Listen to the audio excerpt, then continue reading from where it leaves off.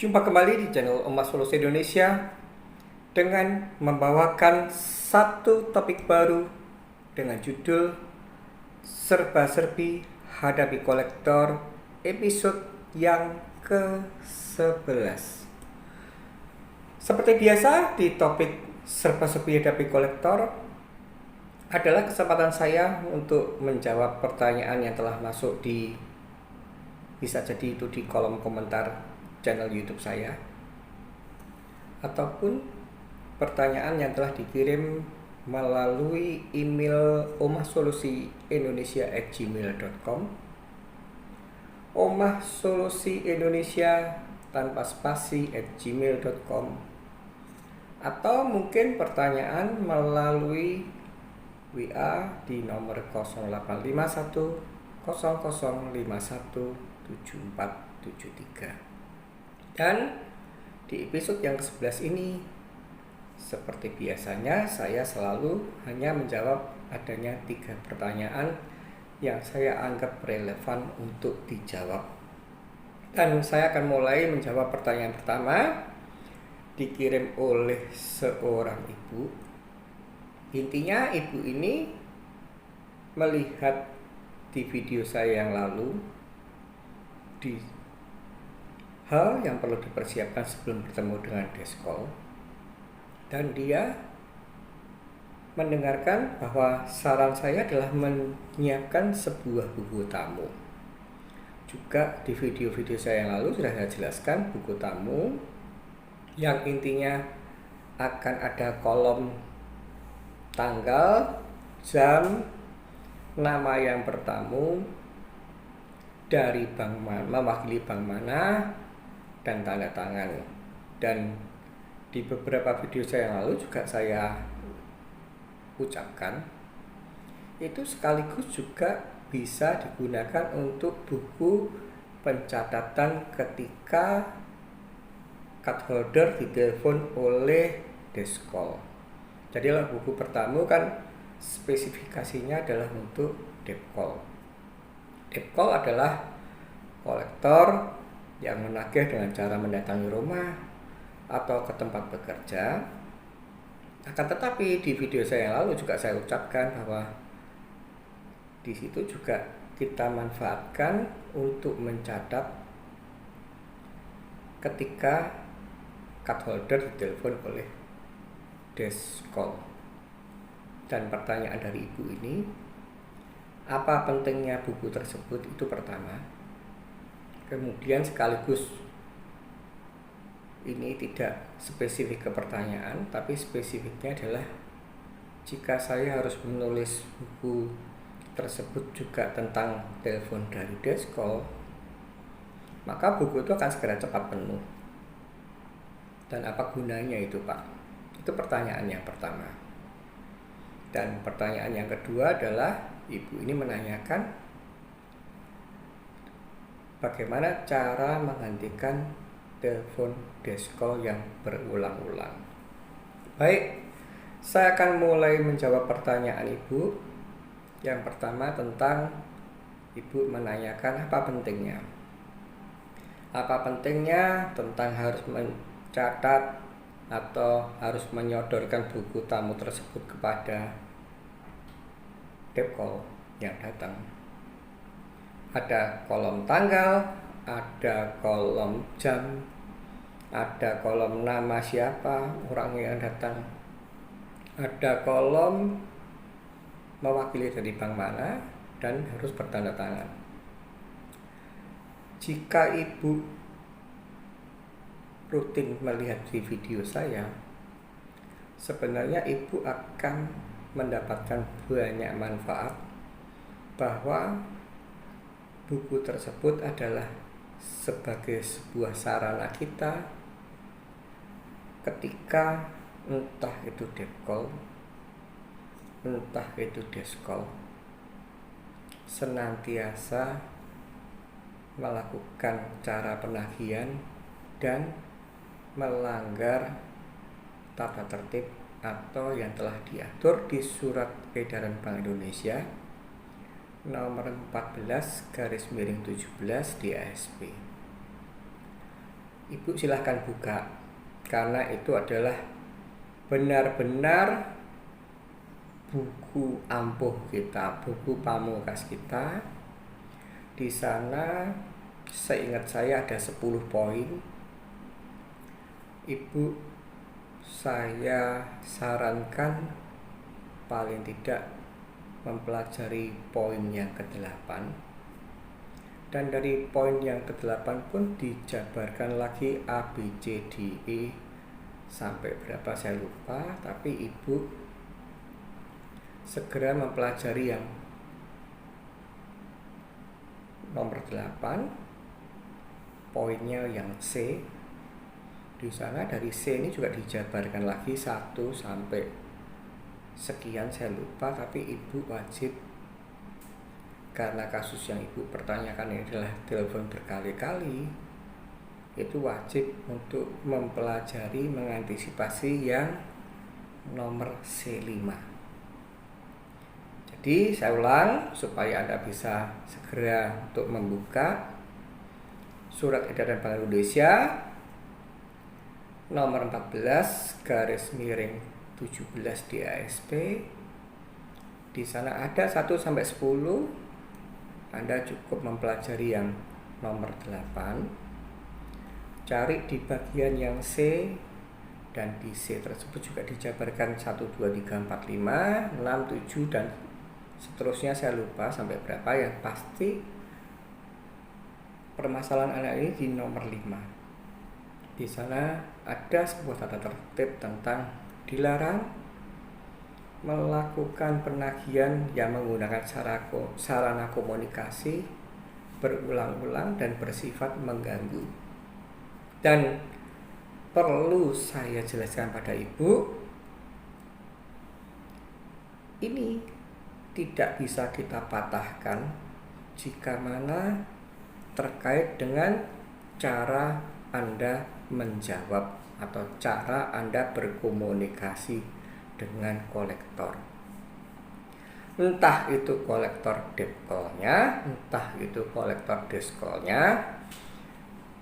Di video-video saya yang ke depan yang akan datang akan saya ceritakan tentang bagaimana cara berkomunikasi dengan debt call dan desk call secara efisien dan sekaligus bisa kita jadikan senjata pamungkas ketika mereka mencoba mengerjain kita, entah itu datang berkali-kali bagi debt call, entah itu menelpon berkali-kali bagi desk call.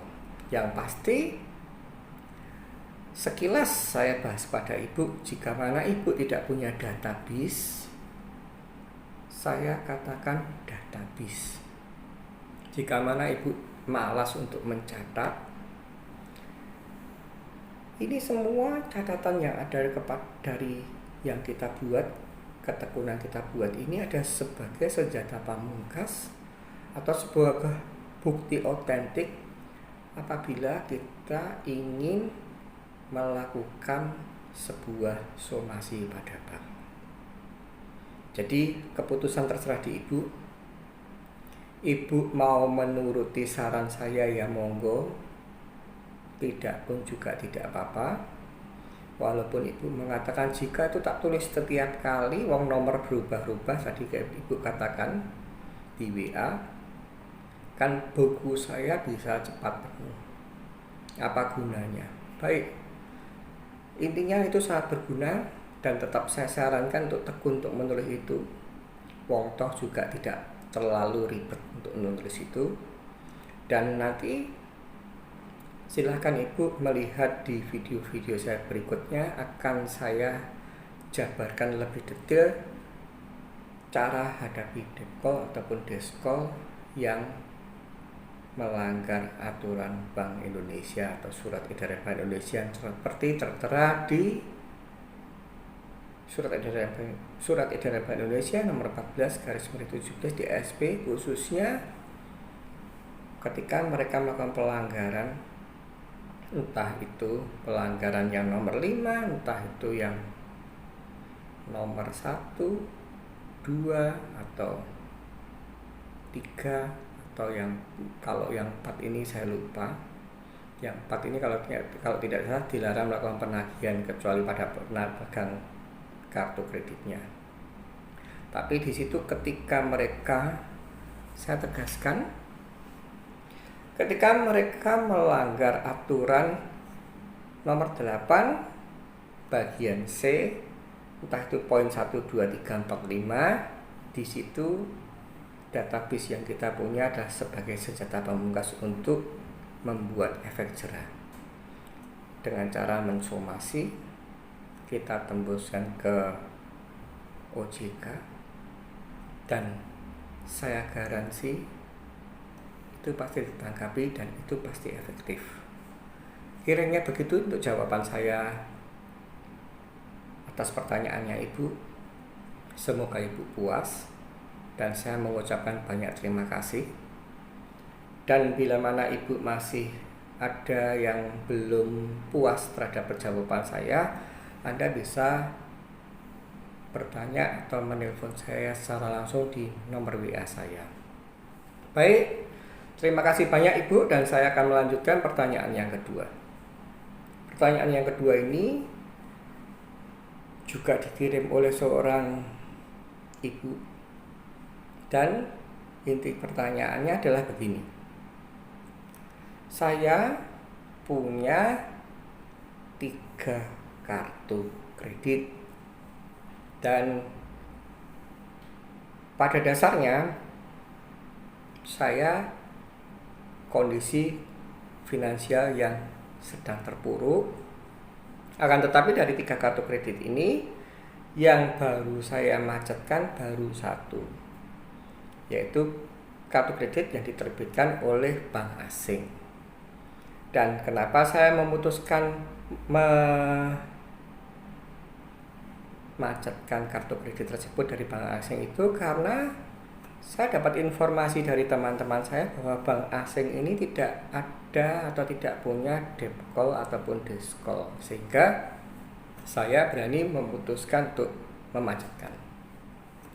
Sedangkan 2 kartu tersisa, secara kondisi finansial saya sudah tidak mampu, akan tetapi psikologi saya masih takut karena 2 kartu ini, 2 kartu yang diterbitkan oleh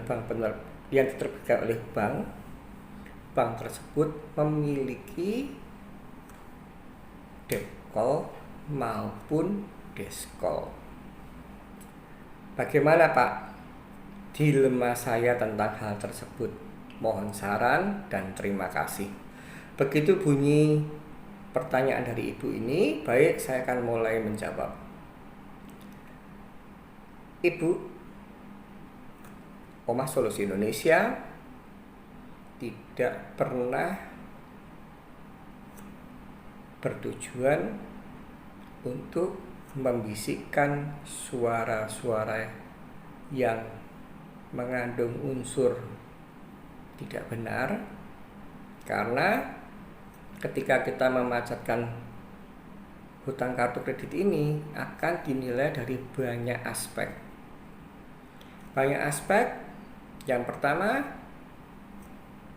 yang paling utama dan yang paling krusial, jika mana keputusan Anda memacetkan ini sebenarnya Anda masih mempunyai kemampuan bayar, akan tetapi Anda lebih condong, mohon maaf saya katakan condong, entah terpengaruh oleh teman, entah terpengaruh dari konten-konten yang ada di channel YouTube, sehingga memprovokasi Anda untuk sengaja mengabaikan hutang kartu kredit yang saat ini Anda punyai atau Anda miliki. Dan jika mana hal tersebut sesuai dengan kondisi Anda sesuai dengan apa yang saat ini sedang saya katakan, himbauan saya atau pertanyaan Anda, bagaimana Pak Yang satu sudah saya macetkan karena saya dikasih tahu tidak ada debt call, tidak ada desk call, sehingga saya macetkan. Dan yang dua ini bagaimana? Kalau ibu bertanya pada saya tentang hal ini, kembali lagi ke jeritan suara hati Anda. Ketika memang kondisi finansial Anda benar-benar sudah tidak memungkinkan, ambillah keputusan untuk berhenti. Jadi keputusan berhenti yang Anda lakukan ini akibat dari kondisi finansial tidak baik dan bukan akibat dari Anda takut dengan debt call ataupun desk call. Saya paham, saya tahu persis yang Anda sebutkan bank asing itu, saya tahu persis siapa dia. Dan itu dikarenakan bank asing ini telah mengalami sebuah perkara, mempressure cardholdernya sampai akhirnya kena serangan jantung ataupun tekanan darah tinggi sehingga meninggal dunia. Dan akibat dari itu, sejak peristiwa itu sampai hari ini tidak ada yang namanya debt call ataupun desk call ketika cardholder mereka mengalami macet atau bank tersebut mengalami macet. Jadi semoga ibu bisa puas akan jawaban saya. Satu kata, Anda macet diakibatkan karena memang kondisi finansial Anda tidak baik atau tidak memungkinkan. Jika memang itu sedang terjadi, tidak usah mikirkan takut untuk bertemu debt call ataupun desk call, karena di sana jika ibu bisa menata hati, jika mana ibu bisa mengerti apa-apa yang telah saya sajikan di video-video saya yang lalu, niscaya semuanya akan baik adanya. Dan sekaligus saya pastikan Omah Solusi Indonesia saya ciptakan sebatas adalah khususnya pada cardholder yang saat ini memang sedang berkesukaran bayar. Dan jangan sampai ketika sedang berkesukaran bayar ini akibat pressure dari kolektor, entah itu debt call, entah itu desk call, menjadikan cardholder ini salah langkah, putus asa, dan lebih menderita dan semakin terpuruk. Bahkan saya mengantisipasi hal yang terburuk akibat putus asa ini bisa macamnya banyak. Dan saya pastikan akibat dari pressure kolektor, debt call atau desk call ini, jika mana saya tidak tergerak hati untuk membuat channel ini, bisa jadi efeknya kemana-mana. Produktivitas kerja menurun, bisa jadi dipecat, keluarga bisa morat-marit, perlakuan pada anak atau istri atau suami atau keluarga inti ini jadi tidak karu-karuan, menjadi pelampiasan, dan itu tidak diperlukan sama sekali. Semoga jawaban saya ini bisa memuaskan ke ibu, dan jika mana ibu masih ada gundah gulana atau dilema, senantiasa saya buka di nomor WA 085100517473. Dan jika mana memang saat itu saya tidak sedang dalam kondisi yang sibuk, saya pasti akan terima dan saya pasti akan saya jawab, entah itu chat, entah itu telepon. Terima kasih banyak, dan saya akan melanjutkan pertanyaan yang ketiga. Pertanyaan yang ketiga ini dikirim oleh seorang bapak, dan intinya dari bapak ini adalah, saya mau tahu syarat untuk masuk ke komunitas Omah Solusi Indonesia. Saya kepengen di-invite ke grup Omah Solusi Indonesia, entah itu di platform WA, entah itu di platform Telegram, entah itu di platform lain, agar supaya saya bisa lebih mengerti tentang hal-hal yang lebih up to date jika mana ada. Baik, saya akan menjawab pertanyaan Bapak. Pertama-tama saya mengucapkan banyak terima kasih atas keinginan Bapak untuk masuk dalam komunitas Omah Solusi Indonesia. Akan tetapi perlu Bapak ketahui bahwa saya tidak mempunyai sebuah komunitas. Saya ulangi, saya tidak mempunyai sebuah komunitas. Saya tidak mempunyai sebuah grup, baik itu di platform WA, entah itu di platform LAN, Telegram, dan lain sebagainya. Di handphone yang saya pegang tidak ada satupun grup di dalamnya.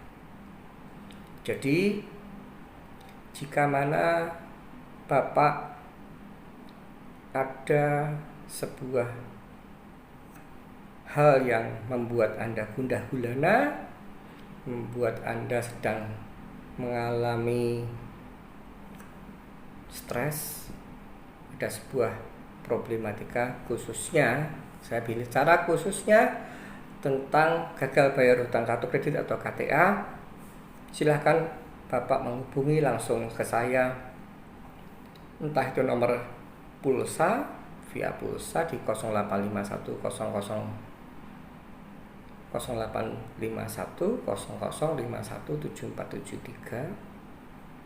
bisa melalui WA atau melalui WA, karena saya hanya menggunakan dua hal tersebut, atau bisa SMS, terserah Bapak. Dan sedikit saya berpesan pada Bapak, mungkin ya Anda pertanyakan tentang ingin berjoin di sebuah komunitas itu mungkin akibat adanya banyak channel YouTube yang sengaja menggalang sebuah komunitas. Maksudnya mungkin baik, saya bicara mungkin baik, agar supaya punya teman, bisa saling curhat. Akan tetapi semua yang ada di kehidupan ini selalu mengandung unsur plus dan minus. Dan ketika Anda kena unsur minusnya, Anda akan lebih runyam. Akan tetapi kalau Anda kena unsur plusnya atau positifnya, ya paling tidak bisa membesarkan hati. Karena saya bicara yang plus dulu. Kalau ada satu komunitas grup share, tadi ada kolektor debt call, saya temui dengan cara demikian dan akhirnya mental. Itu bisa jadi membesarkan hati Anda, atau bisa jadi Anda bisa mendapatkan ilmu. Akan tetapi jika mana yang di-share ini adalah hal yang nestapa, penuh dengan rasa sedih atau kebencian, maki-maki, dibalas maki-maki, ataupun card holder yang share ini adalah suatu hal yang bersifat mendownkan, membuat mentalitas Anda down. Bisa jadi ada share tentang dia dimaki-maki, tidak bisa lawan, itu akibatnya akan lebih fatal. Anda akan down. Dan perlu Anda ketahui, apa yang di-share dalam sebuah grup itu pertama kebenarannya belum tentu benar, itu satu. Yang kedua, apa yang di-share di grup seperti yang telah kita ketahui di dunia sosial media, itu tidak sedikit yang lebih condong ke hoax. Bisa jadi Bisa jadi, saya bicara bisa jadi ini artinya tidak bernegatif thinking. Yang men-setting adalah kolektor, khususnya mungkin debt kolektor yang mendatangi rumah atau tempat bekerja Anda. Bisa jadi sebenarnya yang jadi card holder itu temannya dia, yang menjadi kolektor nih ya kolektor beneran, pura-pura marah, pura-pura bentak, dan yang syuting juga temennya dia. Dan itu sengaja dikirimkan kepada orang-orang yang akan ditarget oleh kolektor tersebut. Akibatnya apa? Akibatnya di mindset Anda, di alam bawah sadar Anda ketakutan, dan ketika Anda berhadapan dengan wajah kolektor yang seperti di dalam video itu, mental Anda sudah turun, bisa jadi tinggal 10% atau 20%. Jadi masih banyak hal lagi, karena komunitas-komunitas yang ada, jika mana Anda tidak bijak memilih komunitas tersebut, seringkali ada udang di balik batu, atau ada pamrih tertentu yang membuat Anda menjadi korbannya. Dan sekaligus sebelum saya mengakhiri video ini, ketika Anda bergabung dalam sebuah komunitas dan komunitas ini cenderung membuat Anda tersugesti orang bayar utang rapopo, dan sekaligus seperti yang pertanyaan dari yang nomor 2 tadi, ibu tadi punya 3, 1 sudah macet dan 2 belum.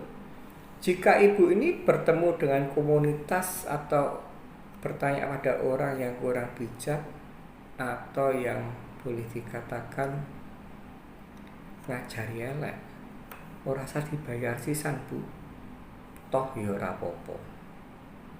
Dan itu semua tinggal hati nurani Anda yang main.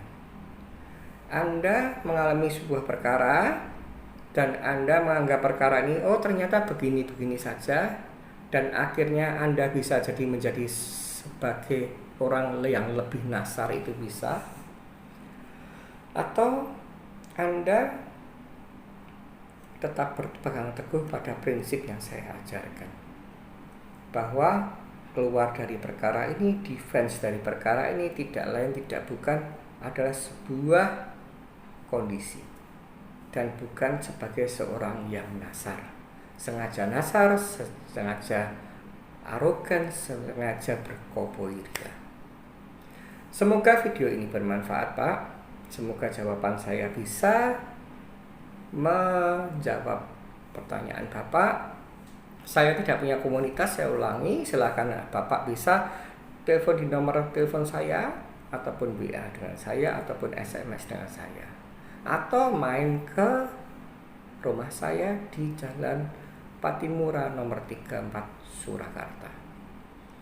Kiranya dapat berkenan jawaban saya, dan kiranya Bapak bisa puas, dan saya mengucapkan banyak terima kasih. Dan saya ulangi lagi, tadi saya berpesan khususnya pada Bapak yang pertanyaan ketiga, semoga video ini bermanfaat. Dan saya ulangi lagi untuk seluruh khalayak, kepada 2 penanya ibu tadi, dan kepada yang mungkin sedang menonton video ini, semoga video ini bermanfaat. Dan saya senantiasa menanti pertanyaan-pertanyaan. Bisa Anda kirim atau Anda tulis di kolom komentar channel YouTube saya. Bisa Anda kirim ke email Rumah Solusi Indonesia sambung semua @gmail.com, ataupun Anda bisa langsung menelpon saya di 0851 00517473, atau WA di nomor yang sama, atau SMS di nomor saya yang sama. Atau jika Anda kebetulan di Kota Solo, kalau mau datang silahkan ke rumah saya di Jalan Patimura nomor 34 Solo. Terima kasih dan nikmati hidup ini secara senantiasa penuh sukacita.